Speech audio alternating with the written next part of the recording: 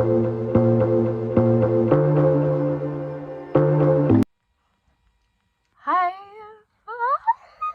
I look the same as I did in the previous video ending because I said why, didn't I? It's achieved nothing. Oh, it doesn't matter. To another reading vlog. The last one was very successful. I'm very happy. Hopefully I'm just not in this dressing gown for the entirety of it. I have work Tuesday night. But then again, I work nights, so even like the days before I go to work, I'm just chilling in my pajamas. I do have an early morning yoga class in the morning, so I might just feature a little bit of that. Not the yoga itself, because that's really cringe. You should not record your yoga classes. I'm going on tangents. Back to another reading vlog. This reading vlog, we are reading A Curse for True Love by Stephanie Garber. I love Stephanie Garber. I love her writing. She's definitely one of my favorite authors. The Caraval series is just amazing. I love it. It's groundbreaking. It's beautiful. I want to be in that world. I wanted to go to Caraval. I still want to go to Caraval. And the way Stephanie Garber writes, I just love her descriptions of everything.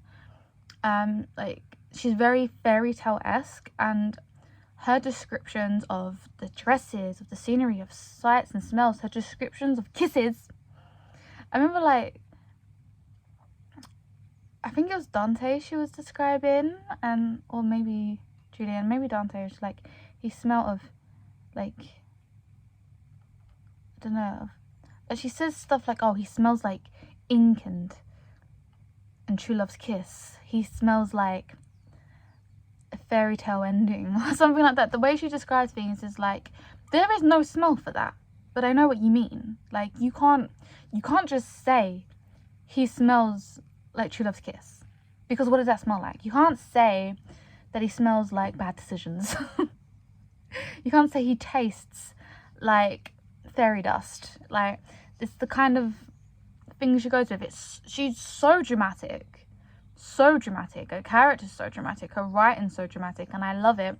She describes things the way I do in day-to-day life, where I say things and everyone's just like, you can't say it's like that because that doesn't make any sense, but it does. I love the way she writes, and I believe I saw on a quote for her on Goodreads, maybe it was, saying that she was inspired of Caraval. She wanted to write something that was like a mix of a Baz Luhrmann movie and a Florence and the Machine song, and perfect. That is Caraval. Like, completely. Like, I saw that and I was like, that's perfect. I love Baz Luhrmann and I love Florence and the Machine. That's probably why I love it so much. And I love the structure of Caraval series. But we're not talking about Caraval series. We're talking about the Once Upon a Broken Heart series. I don't know, right? See, I read the Caraval series as a teenager, and it was perfect for teenage me. I would love it now. I know I'd love it now, but would I squeal as much as I did? Would I be obsessed with it as much as I did back then? I don't know. Maybe I have to reread it someday. But the Once Upon a Broken Heart series, I think I love it more because the first one came out when I was 21 and I loved it. The second one, I love the imagery still. I'm 27 pages into this and I'm loving it far more than the second one. As much as the first one, I don't know yet. I'm not far enough in yet. And I can't say whether it's better or not as good, because it's just so different. The structure is completely different, because the other books are Caraval, and the book split up into the 5 Nights of Caraval, and you have the beginning and the end. Like, that's how it's made up, and it's so heavily mystery driven because you're always trying to find stuff out. Like, especially the first book, you don't know what's real and what's not. And that's like Caraval itself is what like the festival of Caraval is what makes it so intriguing and what's made me read the book so fast. And also the love interests. I love the love interests. Not gonna lie, even after Dante, even after Jax, Julian's my favorite guy still. I'm loyal to the first boy. I love Julian. And it's kind of funny saying that because he, like, his personality is actually low-key like my boyfriend's. Maybe that's why he stuck with me. Like, he is my favorite still. Scarlett and Julian, my favorites still. I love Evangeline, but I think I just love Evangeline more for the way she looks because she has pink hair. And when I read Once Upon a Broken Heart, I dyed my hair pink for the second time. I dyed my hair pink for the first time after reading The Starless Sea by Erin Morgenson, because character in that has pink hair too. But yeah, I will say the imagery in this, because Stephanie Garber just gets better and better. This is so much more fairy tale-esque. Caraval, very more dramatic Florence Machine Blas Luhrmann kind of things, not as fairy tale-esque. It's very much its own thing. This is very heavily fairy tale-esque, and that's because fairy tale is such a huge theme, and you can really tell that in the trilogy. And I'm very excited to carry on. I've spoken so much. I just have so much to say on these books. I've kept to myself for so many years. These books are prettier. Caraval, more intriguing. I low-key prefer the characters. I love Julian. I miss Julian. Julian will be the reason I reread Caraval. But I still love everything going on here, and I love that there's vampires in Once Upon a Broken Heart. I love that. And I love the Magnificent North. I love this setting. Like, this setting it's different. Caraval was always set in, like, warm, like, more Mediterranean. But this is something new. It's refreshing, and I love the fairy tale themes. I love how heavily it is on fairy tales. Heavier than the Caraval series. You know, it's not better, not worse, just different. Yeah, but super excited. So pretty. Let's get to reading.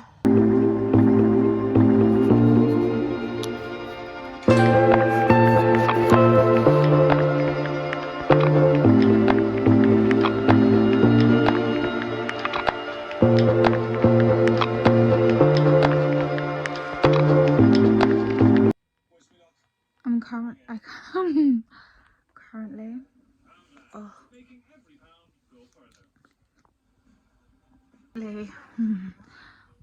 I've got whitening strips on my teeth because I drink a lot of tea and coffee, and a lot of chocolate, and a lot of curry, and I've been looking at myself in videos, and I'm like, my teeth look yellow, so I've got whitening strips on and I can't think. But I'm currently, I'm just using my underwear. I'm currently getting my clothes ready for the morning because I have a 6:45 AM yoga class, and I'm making it so I literally got 10 minutes to just wake up, throw on clothes and just leave. No funny business. Yeah.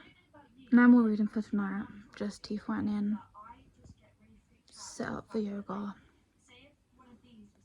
and I'm gonna slather my face with almond oil. Bye.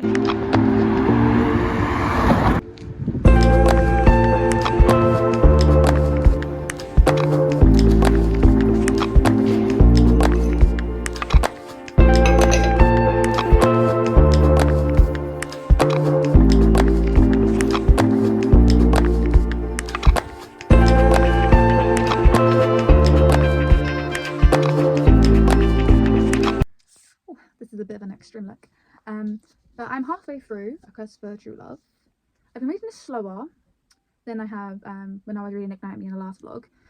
However, where has Ignite Me before? No, I'm not going to compare this to Ignite Me. I'm going to compare this to the Caraval trilogy. The Caraval trilogy, there was a very distinct structure because we have the 5 Nuts Caraval, and then the before that and then after. A Quest of True Love, I feel like you dance around for quite a bit. The pace is slower.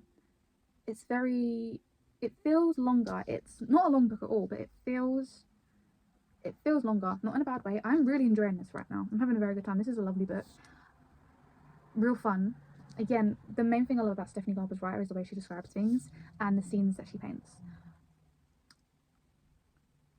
But I find, I don't know, I feel everything's happening, but nothing is happening, and I don't know. And that's the thing, I'm halfway through the book, and I don't feel like I have so much to say, but I know I'm enjoying it, but I don't feel like there's nothing for me to rant about. I'm just having a nice time. It's just a very nice book. I'm really enjoying it. But, for example, when I read the Caraval trilogy, I was like, the finale I read in 2 days. The other 2 books I read quickly, but they had me so much on the edge, so much, and everything was happening. I felt so strongly about everything happening in the book that like I had to make myself close it because I'm like, I need to calm down. Whereas I don't think the Once Upon a Broken Heart trilogy has ever made me feel that way. But again, really, really enjoying it. And I think again, for me, characters make up so much for me. I'm so, like, characters mean the most to me. Stephanie Garber, in this trilogy, her characters are still very good. But me personally, I prefer the characters in the Caraval trilogy, even though obviously we have one in here. Yeah. But again, I feel like my words can't do it justice because this is not nearly a bad book. This is not boring. I can't say anything bad about it. I am really enjoying it. I love it, and I'll keep these books forever. They're beautiful inside and out. The imagery is definitely preferable in this book than the Caraval trilogy. Even the Caraval, I love the way they describe. Stephanie Garber should like go into dress design. The way she describes dresses, I feel like she'd make beautiful dresses. And again, I think what's making it difficult as well for me to talk about this is the fact that a character has lost their memories, and in doing so, I feel like I can't say absolutely anything because this whole thing feels like a secret. This one's hard to talk about. I highly recommend the Once Upon a Broken Heart trilogy. That's something I need to express. Stephanie Garber, you're one of my favorite authors. I love the way you write. It's just a bit hard for me to talk about. I think as well because I don't remember how the Ballad Never After ends. I remember a lot of the Ballad Never After, but I felt like I jumped into this book a little bit clueless. Because it'd also been 2 years. Who knows? We'll say. I think what else it's coming down to is I'm not obsessed with Jax. Great character, great idea. I love the whole concept of like the Prince of Hearts, and I love his whole aesthetic. But it was kind of similar to me. I really enjoyed Finale as an example, like in the Caraval trilogies, but Caraval was the first book was my favorite because I love Julian. And that's another thing because like Dante, he's hot, you know, but Julian's my favorite boy. That's what it comes down to. It's my favorite boy. I think Evangeline is my favorite girl though. I love her love for fairy tales, and I love her aesthetic, and love her.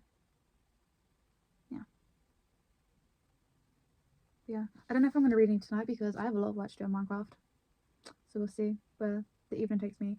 I'm probably going to stay up quite late though, so I probably might end up reading it because I had work last night and I got home at like 8:30 this morning. Then I had a bath, so I didn't go to sleep until 11 a.m. So I slept like the whole day, and so now I'm kind of awake, but I don't want to stay up all night because I will be leaving my night job.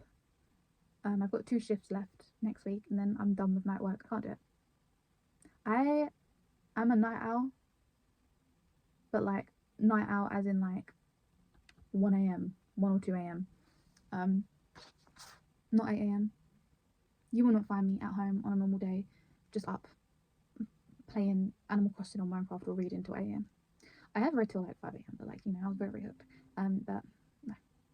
What will I do after I finish? Because you'd think you would leave a job with another job lined up. It's kind of funny how I've left this job because I'll say that I've left it. It's not entirely me, but yeah. I don't actually have another job lined up, but there's like thousands of cafes around here. Because I'm going to Spain in like less than 2 weeks, so I'll get a job when I come back, and cafes always want extra help, even if it's just like part time just for a little while until I can find something with some more hours. Ultimately, it doesn't matter what I'm doing. I'm moving to Spain in the summer, so more than anything, I just want to do whatever I can to save some money, so then I can have a bit of downtime while I'm trying to find a job out there. So yeah, this vlog, I feel like my Ignite Me vlog was just nothing but the book, and then me in bed reading the book. I've tried to add a bit more variety to this one. I hope it's worked. And I think also it helped as well because I'm finding it hard to talk about this book. Again, I feel bad that my expression of reading this, what you want to say, is not doing it justice, because I am really, really enjoying this book. I really am. Just, you enjoy different books in way. Some books I can't put down. Some books I can leisurely pace my way through and just real enjoy the ride. This is one of those. I think I'm definitely one day going to reread the Caraval trilogy though, because that's still my favourite. But this is beautiful, absolutely beautiful. But yeah, this is 10 minutes long. Whoa.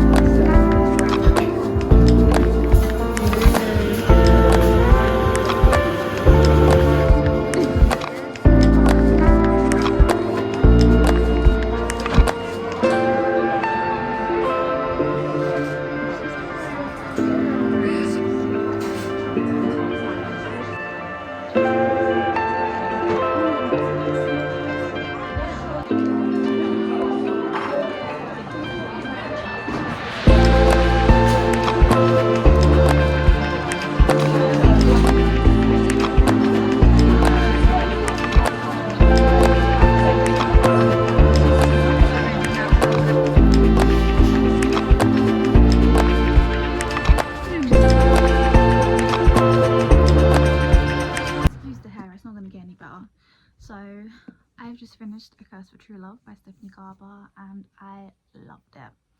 I would actually say